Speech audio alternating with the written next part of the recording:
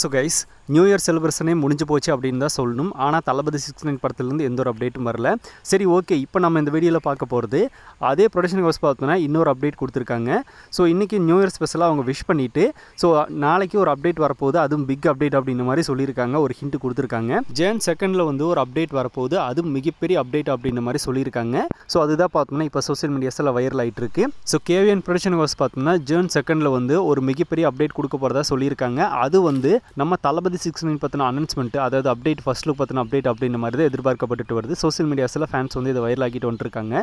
So இன்னொரு side என்ன அப்படின்னா KGF யாஷார் வச்சு அவர் ஒரு மிகப்பெரிய படத்தை ப்ரொடியூஸ் பண்ண போகிறாராமா இந்த ப்ரொடியூசரு. ஸோ அதை பற்றின அப்டேட் தான் வரப்போகுது அப்படின்னு அவங்க ஒரு சைடு வந்து பேசிகிட்டு இருக்காங்க. ஸோ இது ரெண்டில் எது நடக்க போகுது அப்படிங்கிறது தெரியல.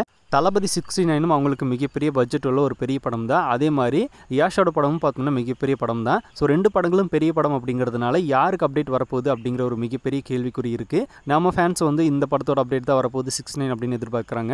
அவங்க அந்த படத்தோட அப்டேட் அப்படின்னு ஃபைனலி வந்து எது அப்படிங்கிறது தெரியல. இவங்க இதில் கூட பார்த்தோன்னா ஒரு ஹிண்ட் வச்சு முடிச்சிருக்காங்க.